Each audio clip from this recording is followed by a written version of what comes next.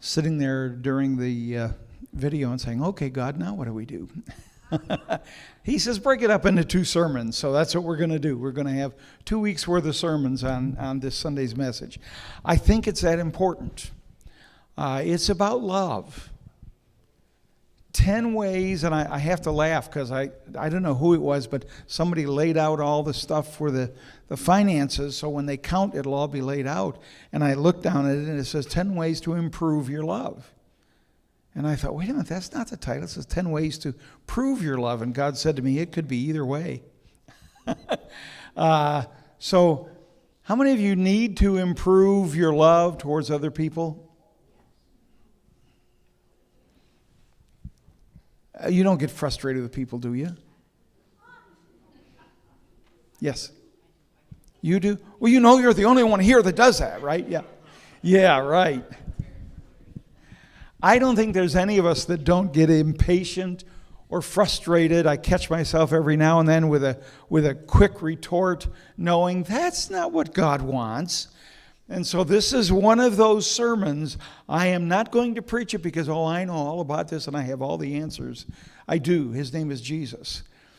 But I'm still learning to practice what I'm preaching, and there are a few places where God lets me do that. This is one of them when it comes to love.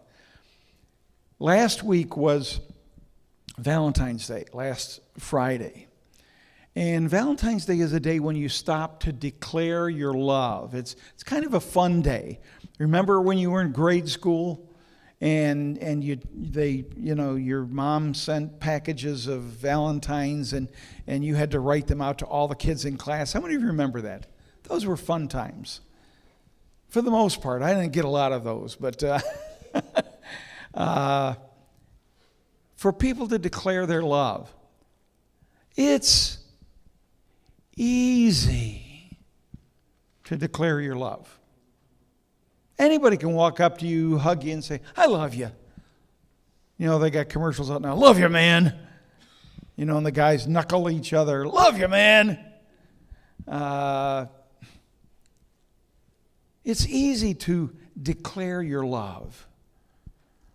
But what we need is not more declared love. What we need is more demonstrated love. It may be easy to declare your love, but it's really hard to demonstrate your love. To prove your love. Young ladies, young gentlemen, let me just share with you some wisdom straight from God. You be careful who you give your love to. Understand that love is something that has to be demonstrated. If somebody says to you, give to me, give to me, give to me, whatever that is, it's not love. Love is where I feel about you the way I should be giving to you. That's love. I want to give to you. Hollywood makes it something else altogether. Hollywood's definition of love, and you've heard me share this before, is love is a feeling you feel when you feel you're going to have a feeling that you never felt before. You know, somewhat akin to the flu that, Zoe has now. You know, your knees knocking, I'm in love. You got all kinds of feelings, and they're coming out sideways and all over the place. And I'm in love. I remember those feelings. They weren't real productive, and 90% of the time, say 99% of the time, they weren't returned, by the way. You know, they didn't feel about me the way I felt about them. And love is not only to be declared, it's to be demonstrated. It's to be, and how do you demonstrate love? We're going to give you 10 ways over this week and next week, 10 ways to declare your love, to demonstrate your love, to prove it. God's way is not about man's way. God's way of loving is a sacrificial action. How do we know God loved us? He stretched out his arms and he died, saying, I love you. That's the demonstration of love. When somebody says they love you, you have a right to say, how have you shown that? How have you demonstrated that? I shudder to think. I look back at young people today getting married early at 19 and 20, and I think to myself, my gosh, they're kids. But I remember being 20 and getting married and thinking, I got this down. I'm cool. I understand. You know what I understood? Nothing. Nothing. Nada. Zip. Zero. What I understood was, you make me feel good. That's puppy love. What about puppy love? Puppy love tends to lead to a dog's life. Right. Thank you for remembering.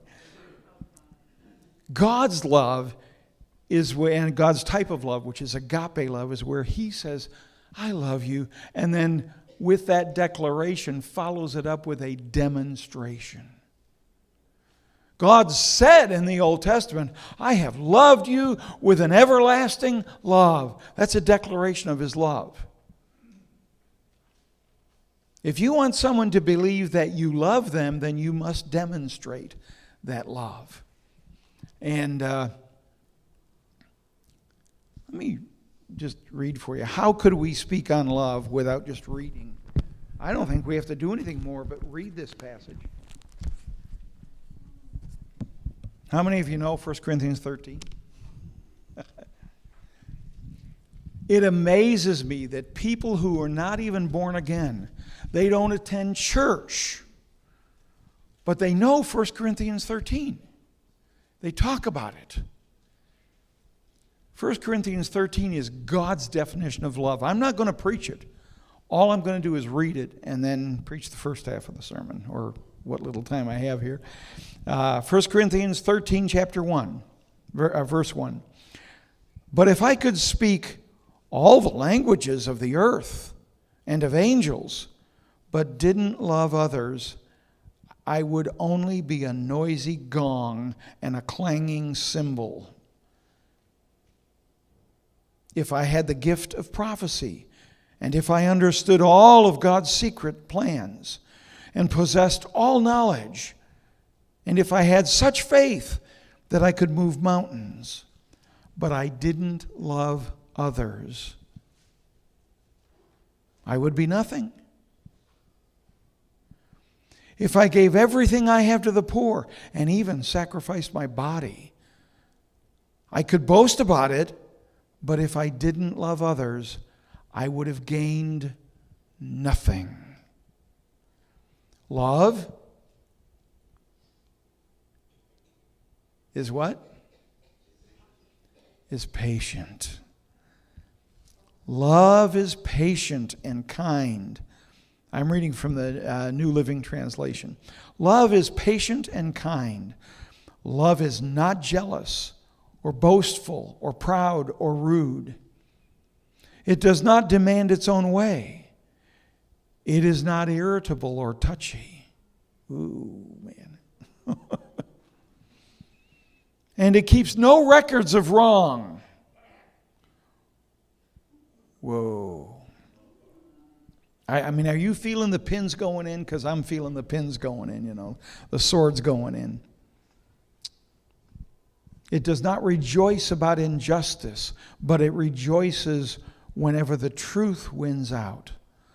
Love never gives up.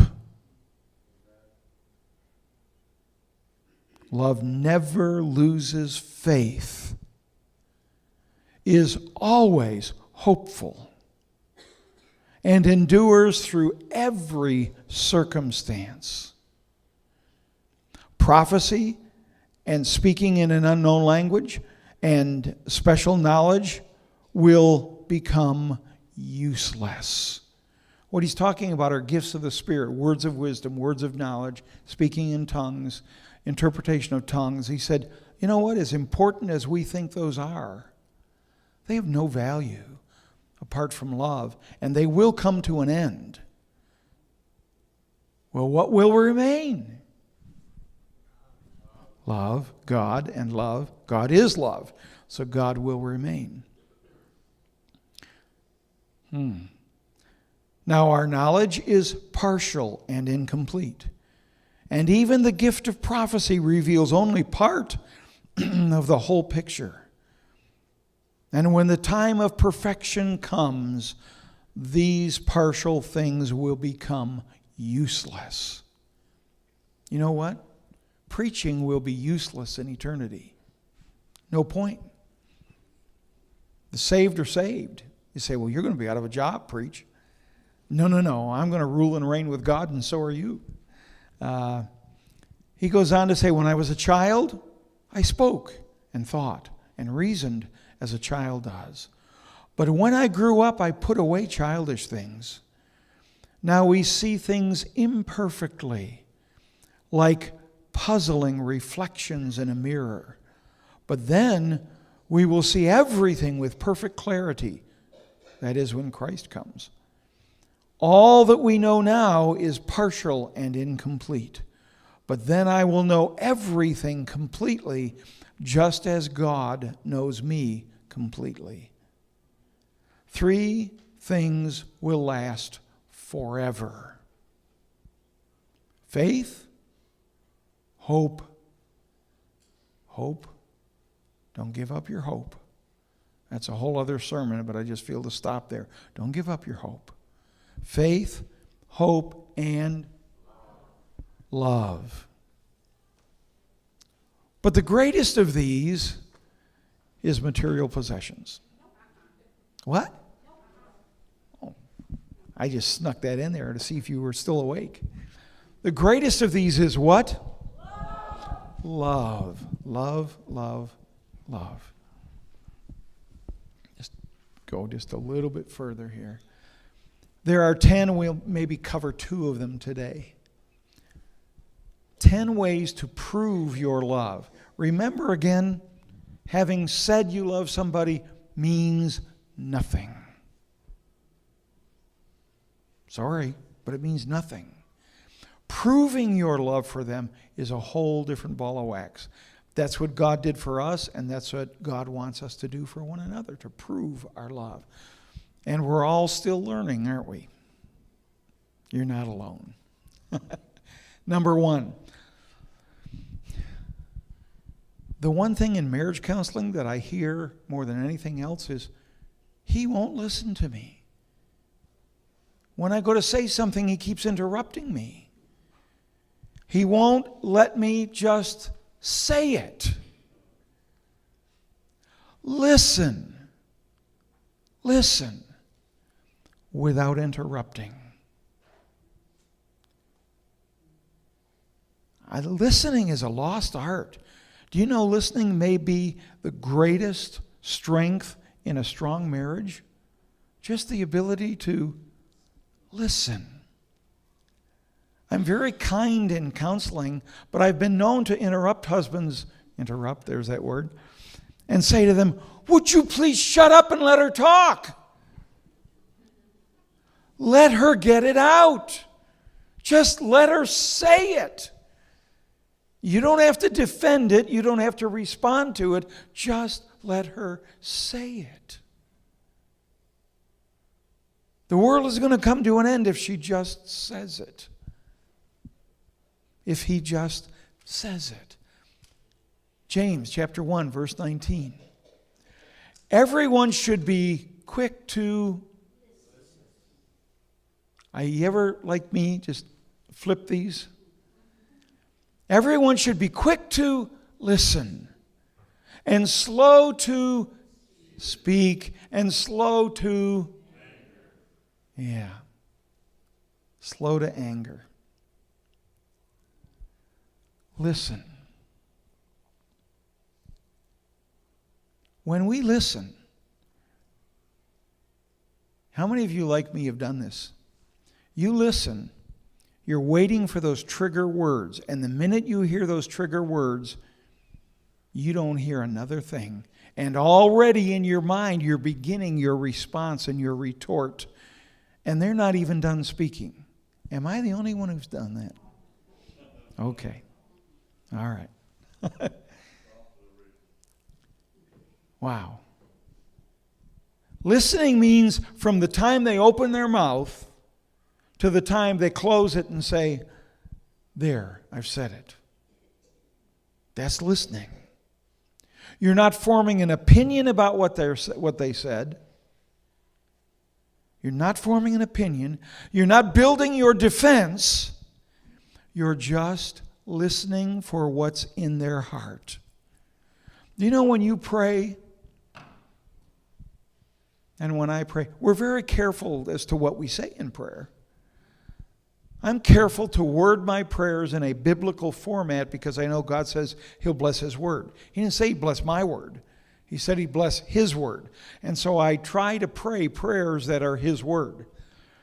But somebody said to me the other day, and we weren't having a conversation, it was just kind of, I was listening in along with a couple of others, and they said, God not only hears the words you pray, but God hears the feelings of what's in your heart. When you listen, are you listening for the feelings of what's in their heart? Or are you forming your response? Listen for the feelings. How many of you know sometimes what we're arguing about has nothing to do with what we're arguing about? It has to do with fears. It has to do with something that happened 2 weeks ago that I haven't even mentioned. In my conversation in this argument, it may have to do with a fear about the future, and I'm protecting myself. And God says, just listen. Listen.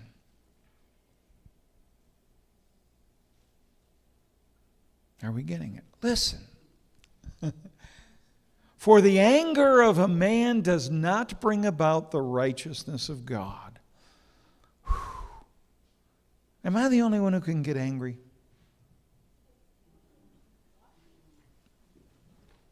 Okay. Can you feel that anger well up within you sometimes? The defensive mode that comes up? If you don't hear anything else about this sermon, learn to listen. Without reacting, without responding, without protesting, without anything. Listen to their heart, not just to their words. I think by now most of you know that when someone is talking, only 7% of their message is the actual words they're speaking. 7%. 93% of the message you send when you speak is facial expression, body English. Then somebody says, "What? What's the matter?" "I didn't say anything." "Oh, your body was screaming at me." "You might not have said anything, but your body's screaming at me." Facial expression, body English, tone of voice. Not the words. Is it conciliatory? Is it loving? Is it gentle? Is it sweet? Is it inviting? Or is it tone of voice? Listen to what the person is saying. Not the 7%, but the 93%. That's hard work. "Pastor, do you know how hard work that is?" "Yeah, I know."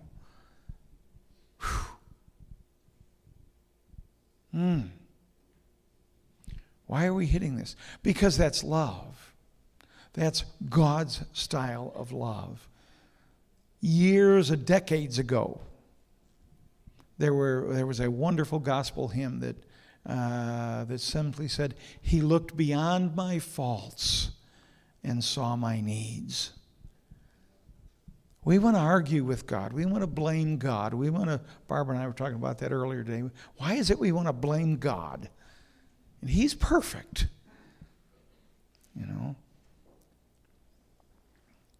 Don't blame God. Listen. And listen to hear the heart of God, because He listens for the heart of man. I want to close with this. What's the opposite of listening? If love is listening, then what's the opposite of listening?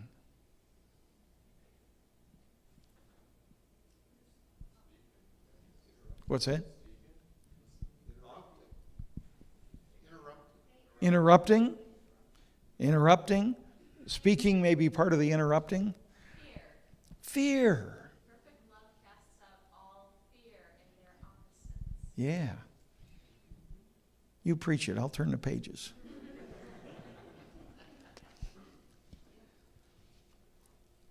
Listen.